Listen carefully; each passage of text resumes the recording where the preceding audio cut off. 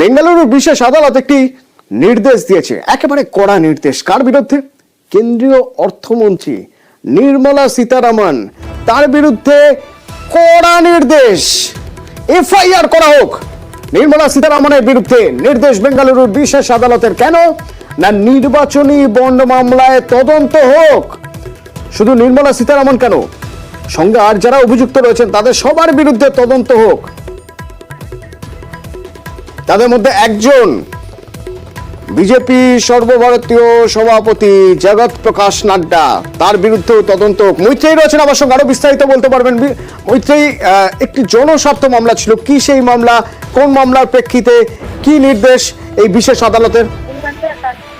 দেখো, বেঙ্গালুরুর বিশেষ আদালত আজকে এই নির্দেশ দিয়েছে এবং মূলত মামলাটি ছিল নির্বাচনী বন্ডের পরিপ্রেক্ষিতে জেএসপি পার্টির নেতা আদর্শ আইয়ার, তিনি এই অভিযোগ করেছিলেন এবং তার অভিযোগ ছিল যে নির্মলা সীতারামন, জেপি নাড্ডা সহ কর্ণাটকের বিজেপি নেতারা তারা একসঙ্গে মিলিত হয়ে তারা এনফোর্সমেন্ট ডিরেক্টরেটকে ব্যবহার করছেন এবং বিভিন্ন কর্পোরেট কোম্পানি তাদেরকে হুমকি দেওয়া হচ্ছে এবং তাদেরকে রেডের হুমকি দিয়ে তাদেরকে ইলেকট্রাল বন্ড কিনতে বাধ্য করা হচ্ছে। সেই ইলেকট্রাল বন্ড এনক্যাশ করে রাজ্য এবং কেন্দ্রীয় স্তরে ব্যবহার করা হয়েছে, এই অভিযোগ তিনি জানিয়েছিলেন এবং সেই অভিযোগের শুনানির পরিপ্রেক্ষিতেই কিন্তু আজকে বেঙ্গালুরুর বিশেষ আদালত তারা এই নির্দেশ দিয়েছে যে নির্মলা সীতারামনের বিরুদ্ধে এফআইআর রুজু করার। খুব স্বাভাবিকভাবেই রাজনৈতিকভাবে এটি কিন্তু যথেষ্ট তাৎপর্যপূর্ণ এবং বিরোধীরা তারাও কিন্তু ইতিমধ্যেই সোচ্চার হতে শুরু করেছেন। তার কারণ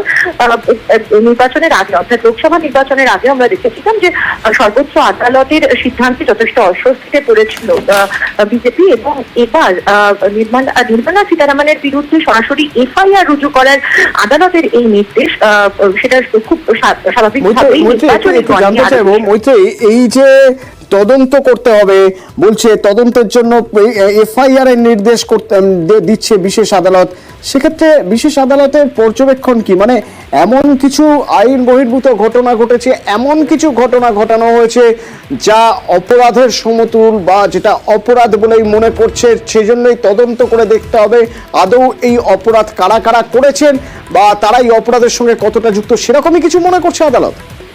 দেখো, যে অভিযোগটা মূলত উঠেছে এবং সেই অভিযোগের পরিপ্রেক্ষিতে যে হারে এবং যেভাবে যে ঘটনার কথা উল্লেখ করা হয়েছে, যে এনফোর্সমেন্ট ডিরেক্টরেটকে যেভাবে ব্যবহার করা হয়েছে এবং বেশ কিছু ঘটনার উল্লেখ করা হয়েছে যেখানে কর্পোরেট কোম্পানিগুলি যেখানে তাদের উপর রেড হয় এবং রেড হওয়ার পরে তারা ইলেকট্রাল বন্ডে তারা ইনভেস্ট করেন। তার কারণ ইলেকট্রাল বন্ডের তথ্য ইতিমধ্যেই প্রকাশ্যে এসে গেছে, তবে সেখানে দাঁড়িয়ে কোনো একটি লার্জার কনস্পিরেসি থাকতে পারে বলে অনুমান করছে কোর্ট এবং সেই কারণে এফআইআর রুজু করা নির্দেশ।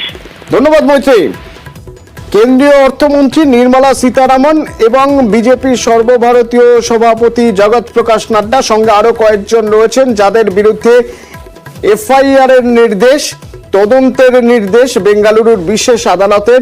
3 মাসের মধ্যে তদন্ত করে রিপোর্ট জমা দিতে হবে, কারণ নির্বাচনী বন্ড মামলায় সেই বন্ডের মাধ্যমে তোলা আদায়ের অভিযোগ উঠেছে তাদের বিরুদ্ধে। একটি জনস্বার্থ মামলা হয় তাদের বিরুদ্ধে, যে বন্ডের মাধ্যমে, ইলেকটোরাল বন্ড বা নির্বাচনী বন্ডের মাধ্যমে তারা তোলা তুলছেন, সেই অভিযোগে এবার আদালতের নির্দেশ কেন্দ্রীয় অর্থমন্ত্রী নির্মলা সীতারামনের বিরুদ্ধে এফআইআর হোক, 3 মাসের মধ্যে তদন্ত করে রিপোর্ট জমা দিতে হবে। এর আগে অবশ্য 15ই ফেব্রুয়ারি সুপ্রিম কোর্ট নির্বাচনী বন্ড বা ইলেকট্রাল বন্ডকে অসাংবিধানিক আখ্যা দিয়েছিল।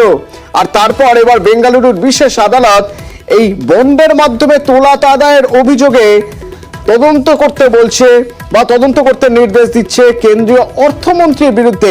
আর এই নির্দেশের পরে বিরোধীরা দাবি করছেন নির্মলা সীতারামন ইস্তফা দিন।